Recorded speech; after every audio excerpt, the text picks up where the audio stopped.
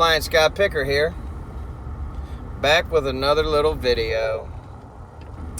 I'd like to start off by saying thank you to everybody that subscribed. I truly appreciate it. You know, I don't plan on making this any sort of big thing, but, 20 subscribers I think is what I had last time I checked. So, hey, if 20 people are watching my videos, and if one of you starts a successful appliance repair business and I had anything at all to help or do with it, then that'll just be awesome. But I wanted to talk today about extras. What are some extras that you can offer? And what I mean by that is, when you wrote out your business plan, you should have had a little part of your business plan that is going to set you apart from everybody else. And one of the things that you can offer that sets you apart from everybody else is extras.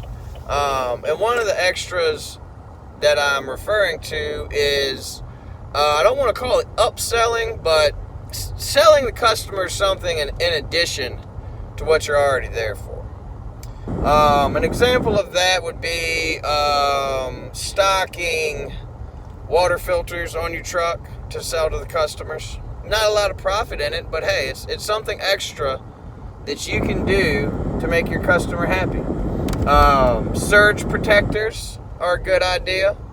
A lot of all of the computer-controlled appliances that are out there nowadays should technically be on a surge protector, so that if there is a surge, that control boards, things like that, are protected from that power surge. You don't know how many times I've gone out and a customer has multiple appliances in their house that have issues because they had a power surge and their appliance wasn't protected.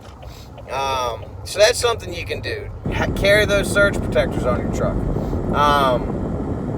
I had a buddy of mine. He had an entire neighborhood, a transformer blew or something, and it seemed like everybody in the neighborhood had some sort of control board issue, and he got all those jobs, and it was bank for him, because he was just banging them out all in the same neighborhood. So you can do water filters, you can do surge protectors. One thing that I do that I think is kind of nice, and I was taught this by the guy that taught me, is I always replace people's dryer vent hose. So like the hose coming from your dryer to the where it goes through the floor or through the wall or whatever. And typically there's two types you're going to see back there. You're going to see either what I call the flex line, which is kind of the real flexible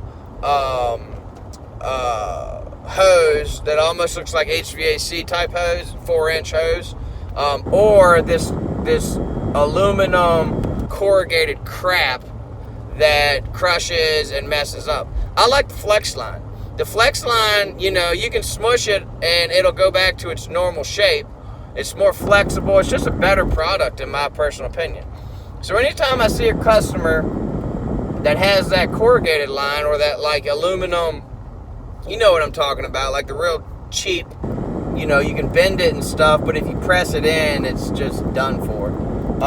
Anytime I see a customer that has that, I replace it. Don't charge a customer anything for that either. I just do it. If I'm working on your dryer and you have that other type of line, and I'm there, I keep a 250-foot roll of it on my truck. I'm going to cut me off a piece real quick, put your 2 quick releases on there, and be done. And customers like that kind of stuff. Ma'am, just to let you know, as a courtesy, I replaced your dryer vent hose behind your dryer. Your old one was substandard, and it just needed to be changed. No extra cost to use, just a courtesy. Customers remember stuff like that. So another extra that I do is condenser coils. I try to always, sometimes I get Russian and I don't. I ain't gonna lie. But I always try to, anytime I work on a refrigerator, check a customer's condenser coil. and educate the customer on why they need to keep their condenser coil and their vents below on the front and in the back of the refrigerator clean. And the way I explain it to them, I don't get into real technical terms. I just tell them that's the breath of the machine. And I mean, that's not technically, exactly what it is, but it is. That machine does need to breathe in fresh air so that condenser fan can circulate it around and keep everything cooled down, the compressor, the condenser, and all that. So, always clean condenser coils.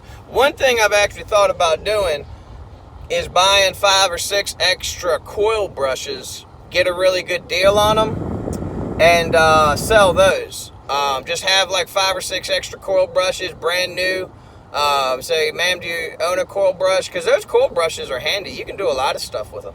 Not just clean condenser coils. You can clean out lint traps. You can clean tops of fans. You can clean hard-to-reach nooks and crannies. That's actually something I've considered, is stocking some coil brushes. Who on earth keeps texting me? So that's another thing.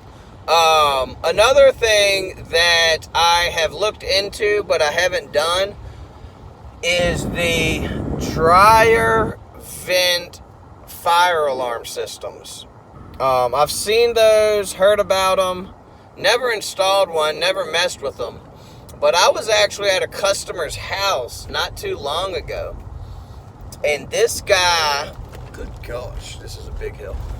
This guy was a fireman or a firefighter, and he had a side business, and I love a good hustle. He had a side business where he would go around and install all these different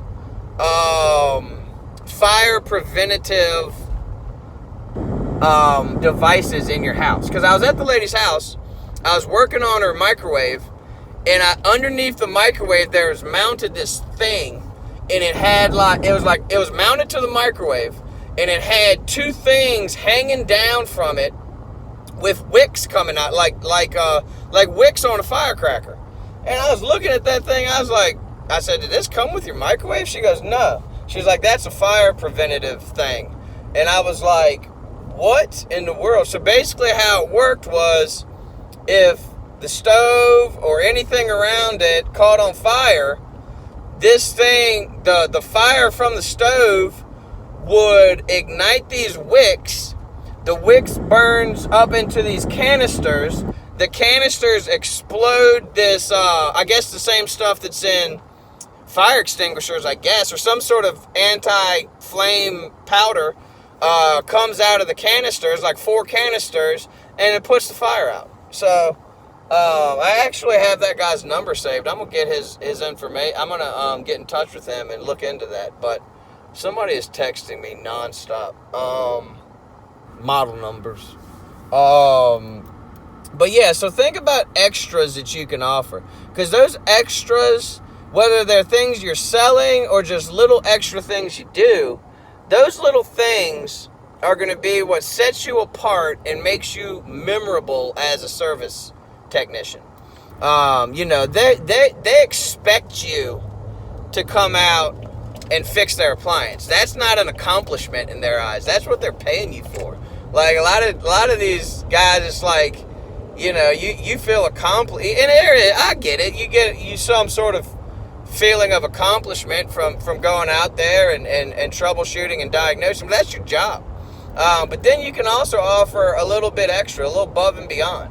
And like I said, whether it's something that they're paying for, that you're upselling them, and don't take advantage of them, but if you make a couple extra bucks and they get hooked up with a water filter, or they get hooked up with a coil brush, or whatever you're pitching, then that's a win-win for everybody. But that type of stuff, especially the little freebies you do, that type of stuff is what sets you apart from the rest and makes people remember you, and makes your customers, fall in love with you and tell all their friends about you, because that's what you want. You can spend all the money in marketing you want, but the number one numero uno, that's Spanish. The number one marketing tool is word of mouth. And how do you get word of mouth?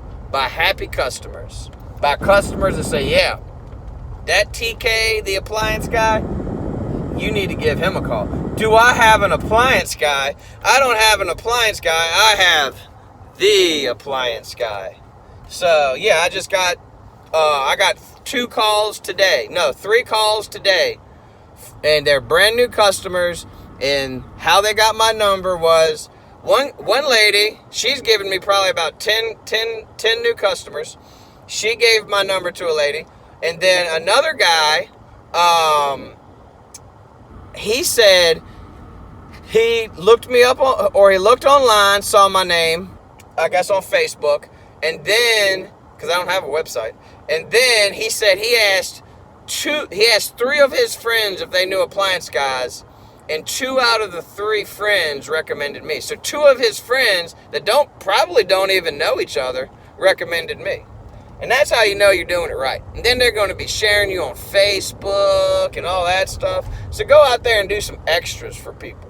You know, especially if you make that a part of your routine, when you're out there running those, 2, 3, 4 calls a day when you're just getting started, it's going to become a part of your business practice. It's going to become, this lady, all right, I'm working on this lady's fridge. Better check her condenser, I'm working on this lady's dryer. Better check her vent. And, you never know when you're going to go and check a vent. Because I always like to check the airflow on the vents, too. I don't have one of those digital readout things, but I just kind of can tell when a dryer is flowing good.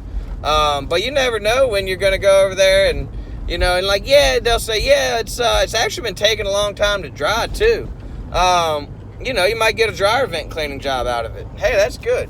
But yeah, do all those extras for your customers, whether it's a moneymaker or whether it's a freebie. You just do. How long does it take you to clean a condenser coil?